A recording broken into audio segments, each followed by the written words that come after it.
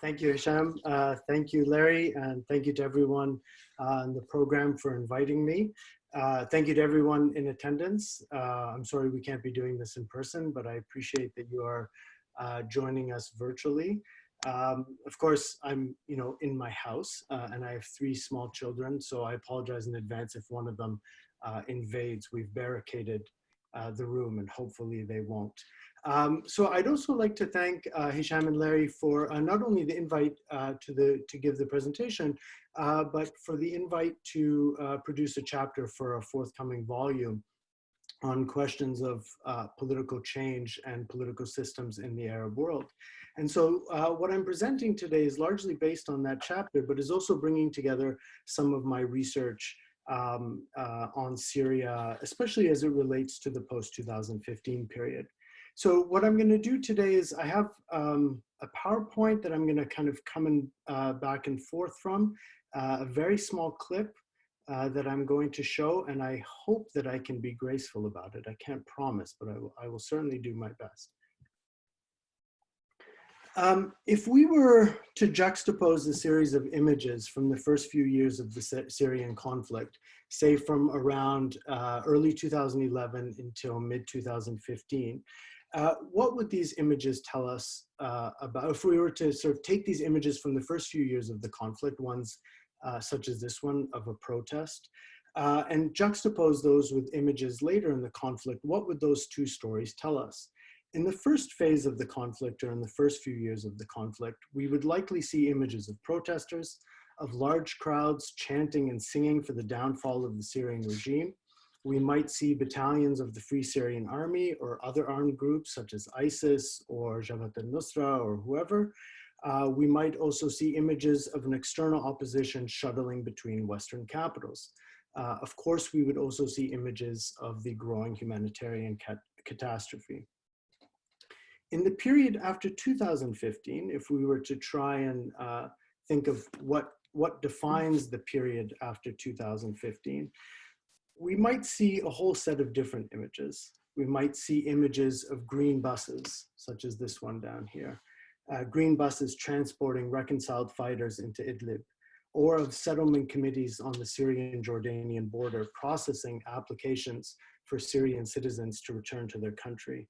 We might also see images of Russian, Turkish, Iranian officials, such as this one, meeting and coming to agreement over the future of the Syrian battlefield. What I'm interested in doing today in my presentation is asking how we arrive at this second set of images, or how we arrive at this kind of second part of the Syrian story. And what I'd like to do is to ask, in asking about the trajectory of the conflict, I'd like to ask what its implications on the construction of a post-conflict order in Syria, what its implications are, sorry, on the construction of a post-conflict order and the Syrian political system in the generations to come. I want to argue here that what is emerging in Syria is something that I call an illiberal peace, a term that I borrow from a group of researchers who are seeking to understand different forms of state power as they are materializing in Eurasia. I understand illiberal peace as a form of post-conflict order constructed through sustained government practices of exclusion that bifurcate society into the loyal and the disloyal. State power here is enacted to effect the erasure of the disloyal, of populations that are deemed disloyal, through specific political processes and newly created legal mechanisms. This erasure can, of course, take many forms, from imprisonment to the denial of somebody's right to return to Syria, or even to the denial of the right to have a bank account.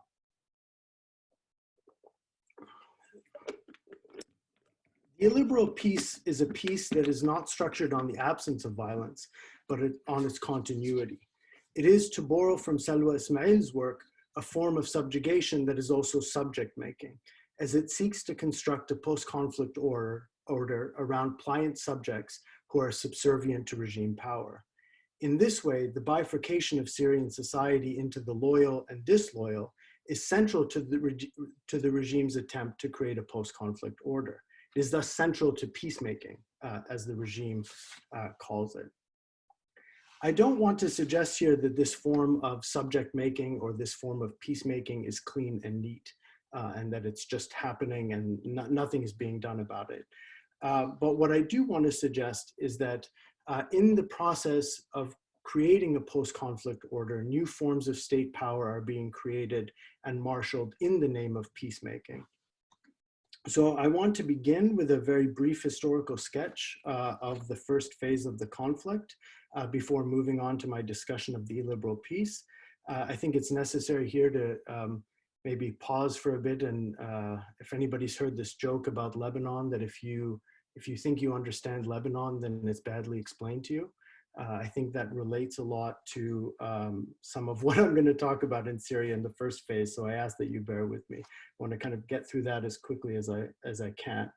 And then when I move on to the part about the illiberal peace, I want to focus on what I'm seeing are the four pillars of this form of peace in Syria. The first are a series of reconciliation agreements with former fighters.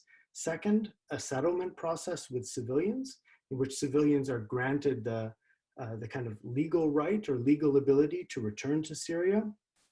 A new legal regime around absenteeism. And finally, the Astana Process, which is a tripartite Russian, Iranian, Turkish process created to manage the Syrian battlefield. I'm going to conclude the presentation with a brief reflection on what I think this means for Syria's post-conflict order, and to ask all of us, I think, to reflect on what it means when peace is crafted outside of kind of liberal orbit, and also what it means when peace is crafted in authoritarian contexts. I think, like many people, I'm at this point of the Syrian conflict, I'm not sure that it, I mean, there's a value to it, but I'm not going to discuss it, for many reasons, an origin point of the Syrian conflict. There are many overlapping and intersecting factors that produced the protests in 2011. The Syrian regime's decades-long campaign against associational life meant that when the protests did begin, they were driven and organized outside of formal institutions or political parties. As they spread and gained momentum, however, there was an attempt to institutionalize the protests and the Syrian opposition, both inside and outside of the country, in order to give it both an institutional expression and a common voice. So outside of the country, for example, the Syrian National Council formed as a kind of umbrella group for the external opposition, and there was a creation of local coordination committees inside of the country. By 2011, summer of 2011, groups of army deserters and citizens had formed brigades and under the umbrella of something that was called the Free Syrian Army, and they began to engage in violent clashes with the Syrian army. So by the end of the first year, when people spoke of the Syrian opposition, they were talking about these three larger structures. The internal contradictions of these organizations, along with continued regime pressure and violence, prevented the consolidation of the Syrian opposition inside the country. The local committees were not able to provide sustained governance in areas outside of regime control, while the FSA was increasingly unable to establish contiguous territory on the battlefield, to establish a clear command structure, or indeed even to command the loyalty of all its fighters. The external opposition remained consumed with internal divisions that were being encouraged by regional patrons such as Qatar, Saudi Arabia, and Turkey, who started funding armed groups inside of Syria that eventually caused splits within the FSA and led to the formation of new brigades and fighting units. By mid-2013, the Syrian battlefield had grown and new armed groups had emerged that were fighting both alongside the Syrian regime and against it, but also against other armed groups. So there's no kind of, it was misleading to speak of the opposition in the singular. It was misleading to speak of rebel groups as if they all sort of cohered. But by 2013, they were all really fighting each other, and for many reasons. The drivers of violence in Syria began to shift, I think, around that period, especially towards consolidating the gains of war economies. This metastasizing battlefield produced a military stalemate in which none of the groups were strong enough to overtake each other. This paralleled the political stalemate, at the level of the United Nations. The Syrian regime and its allies, as well as the different armed groups and their allies, were all committed to what we could call a victor's peace. And because of this, they never took seriously the prospects for a political transition supervised by the United Nations. The political and military stalemate that defines the conflict up until 2015, so what I've just kind of mapped out here, eventually is broken by the Russian intervention in September 2015. This intervention sets in process the domestic, regional, and international mechanisms to break the stalemate, to unwind the stalemate, and to move the Syrian conflict towards something that the regime is now calling peace. So what I'm suggesting here is that this peace that the regime is crafting, is attempting to craft, is only made possible by the Russian the Russian breaking of the stalemate that begins in September 2015. It's important here, before we talk about this, to reflect briefly on what it means to speak about peace in post-conflict spaces such as Syria. I call this an illiberal peace because for me, it represents the antithesis of a liberal peace approach, at least. In liberal terms, we might think of, say, a peace process that focuses on the rights of citizens, on questions of power sharing, on questions of political inclusion. Indeed, Kofi Annan's 6-point plan for Syria was premised on this liberal approach to peacemaking in Syria, sort of envisioned post-conflict Syria in liberal terms. And what I'm arguing is emerging in Syria is actually the opposite. So instead of a politics of inclusion or a rights-based approach to peacemaking, we're seeing an approach that takes away people's rights, that focuses on the exclusion of populations that are deemed disloyal. That's what I'm going to kind of talk about for the rest of the presentation.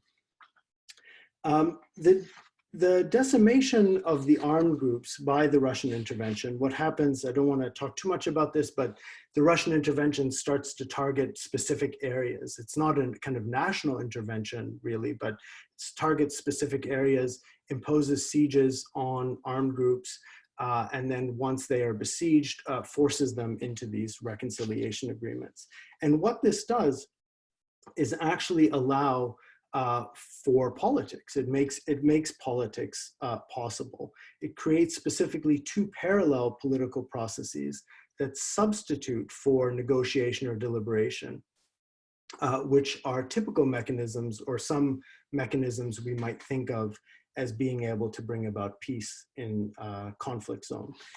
So the first process that I just referred to is the reconciliation agreements. And these actually have their roots in a series of informal truces that began between armed groups in 2011. Eventually, when the third UN envoy, de Mistura, took on the position of UN envoy to Syria, he adopted local truces as the mechanism for peacemaking. So these reconciliation agreements actually have a trajectory in Syria. They didn't emerge just after the Russian intervention. But what happened is the Russian intervention allowed the Syrian regime and its allies on the ground, including the Russians, to transform these truces into a political process that they could appropriate and use to impose the language that is, I think, the best language to describe these reconciliation agreements is that they're subjugating. There's no negotiation or deliberation. The terms of the agreement are presented to the armed groups and they either take it or leave it. And the terms are typical and they are extended to all armed groups everywhere in the country. They can get on one of these, let me get to the PowerPoint here.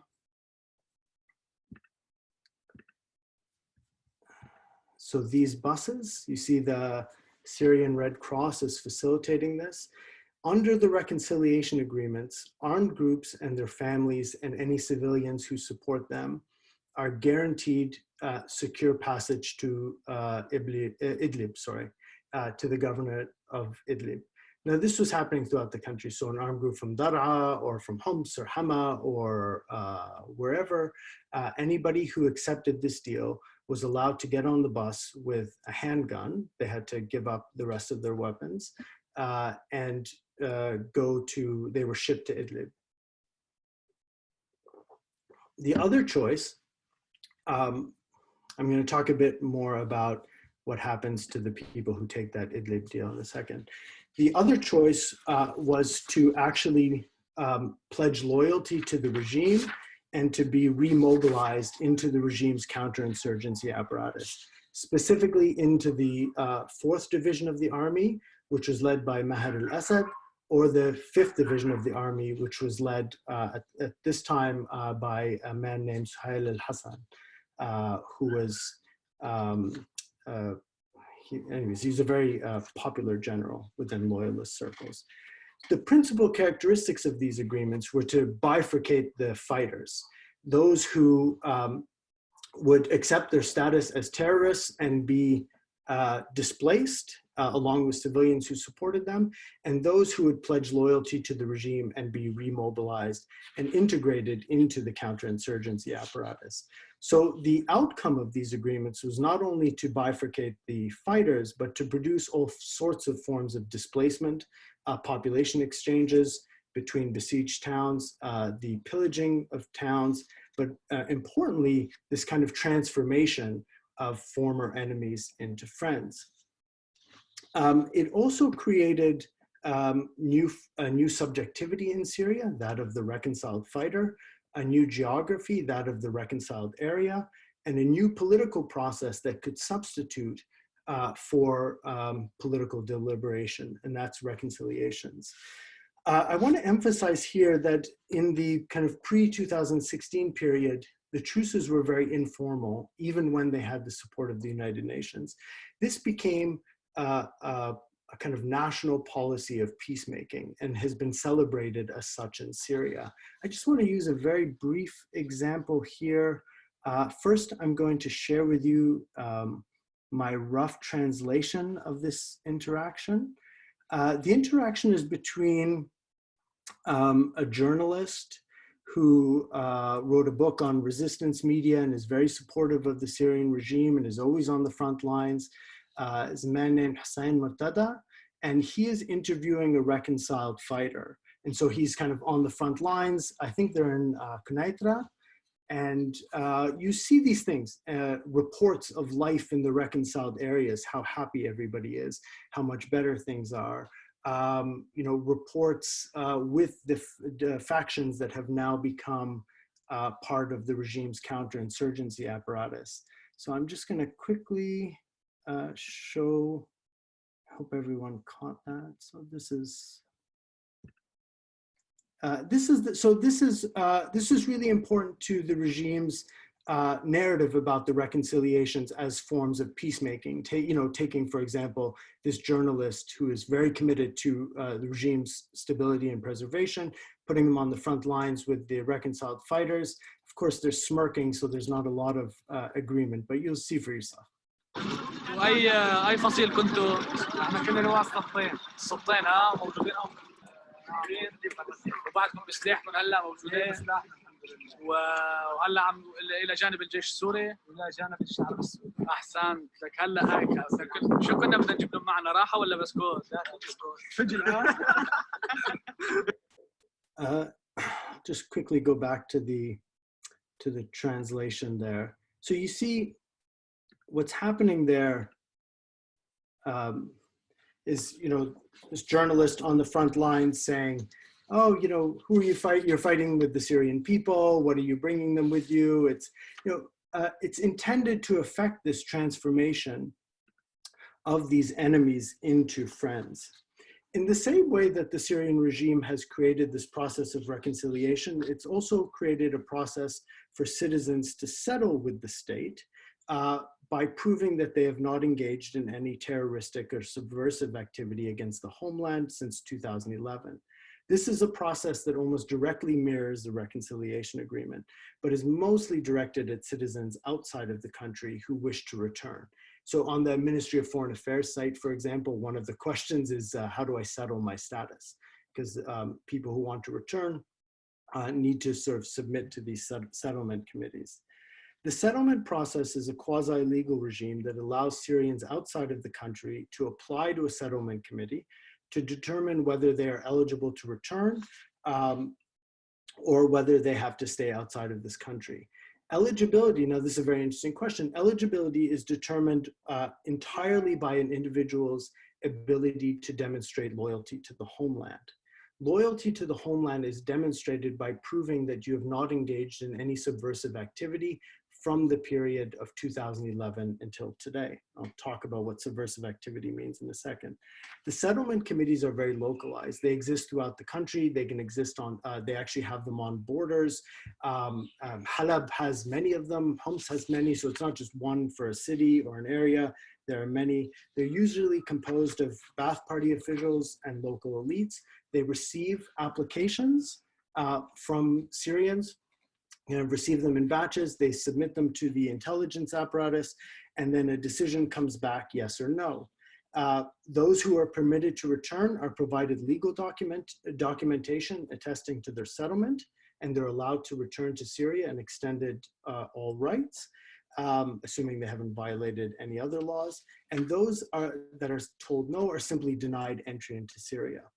So the settlement process, the settlement regime produces a very unique political process to bifurcate society even further into the loyal and disloyal. So it's taking the kind of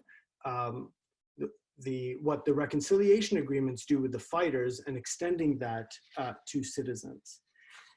The regime justifies the settlement process through a fear of a returning fifth column that requires rehabilitation and a demonstration of loyalty to prevent a recurrence of violence. All citizens who request settlement must complete a 4-page document that provides descriptive information that identifies them, their profession, their village of origin, and so on. There's also, you have to kind of demonstrate that you left because of terrorist violence, not the regime's violence.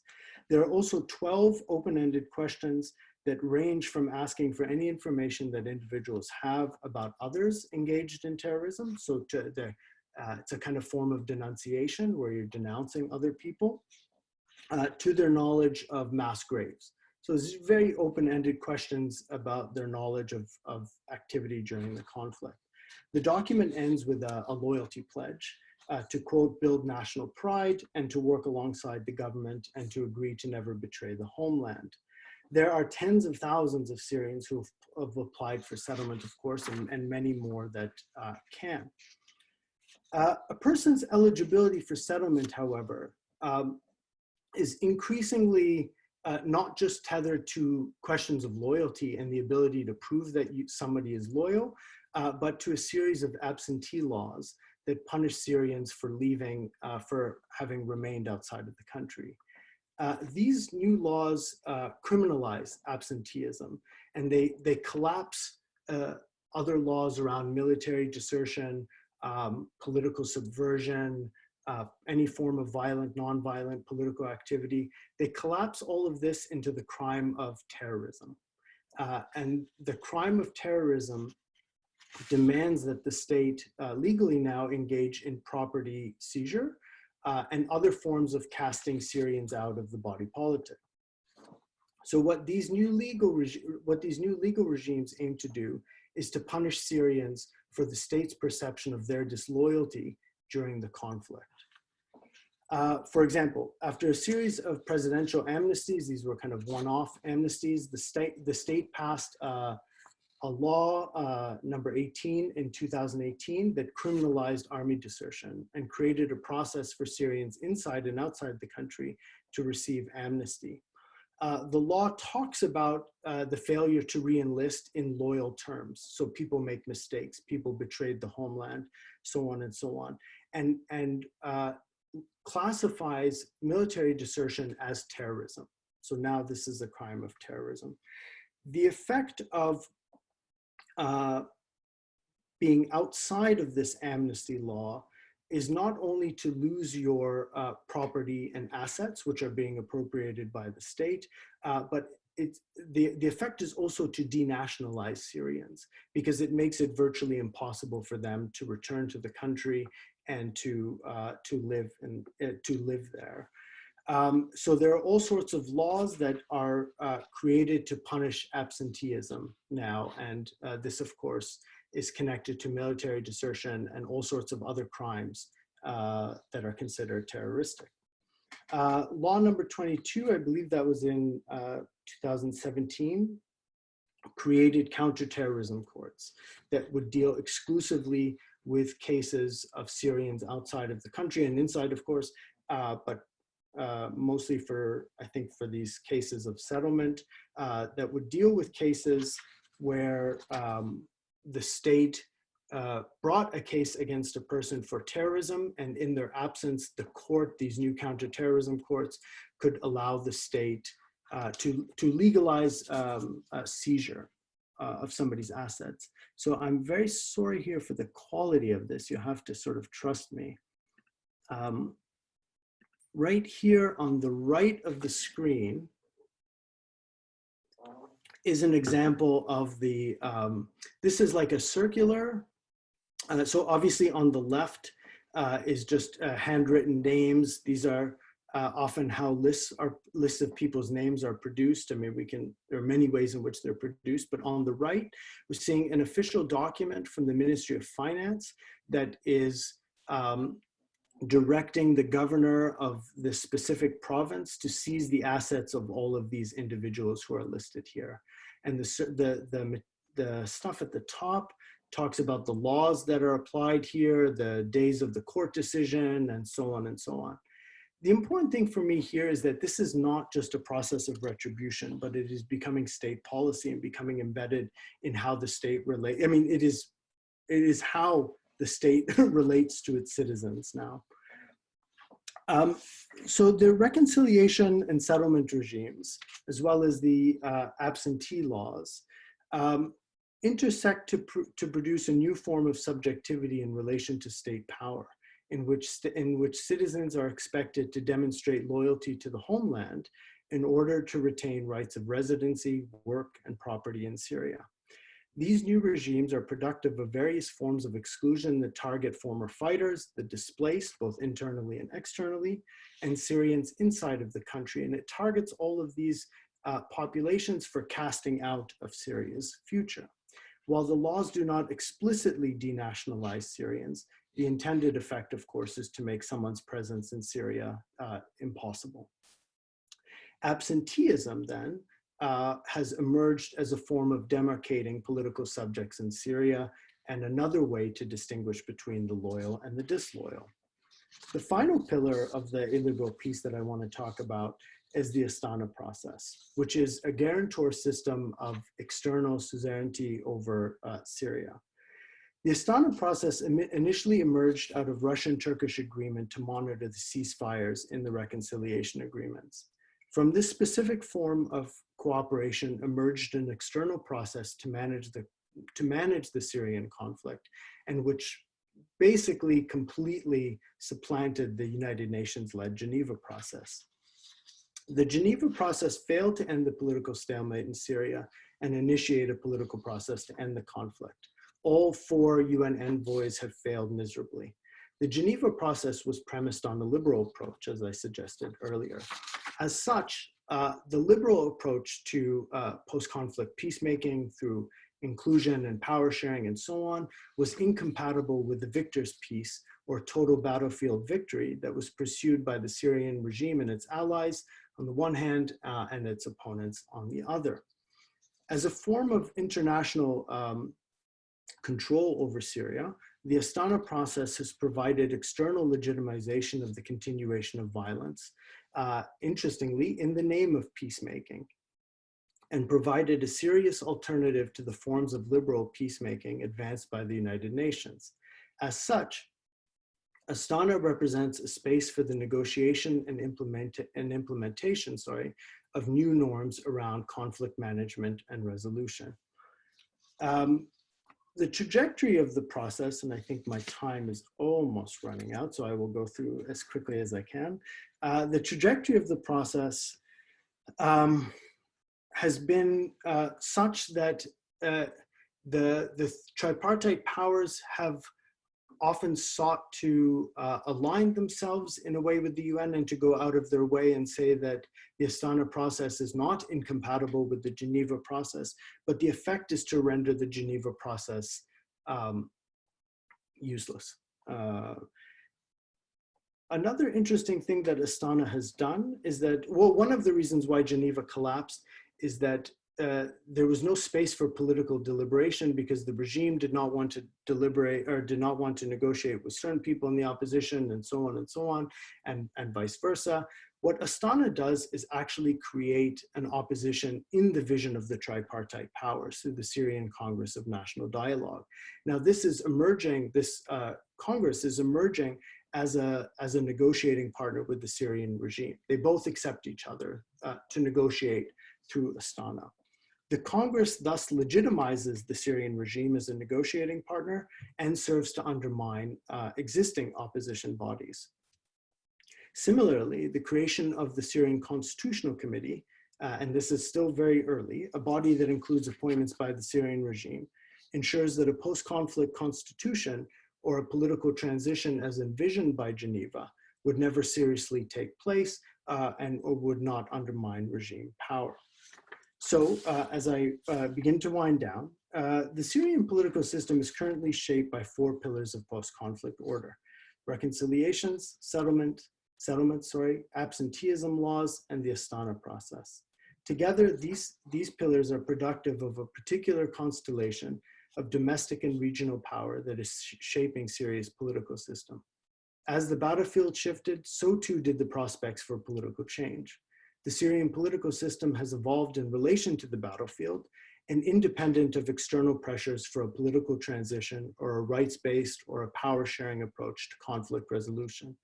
As such, the Syrian political system is emerging in relation to the Syrian regime and its allies' ability to craft peace out of the remnants of a brutal, catastrophic war. The crafting of a peace outside of the dual pressures of international norms, such as those advanced by liberal interveners or domestic political opponents, are the principal factors structuring the emergence of an illiberal peace in Syria. Thank you.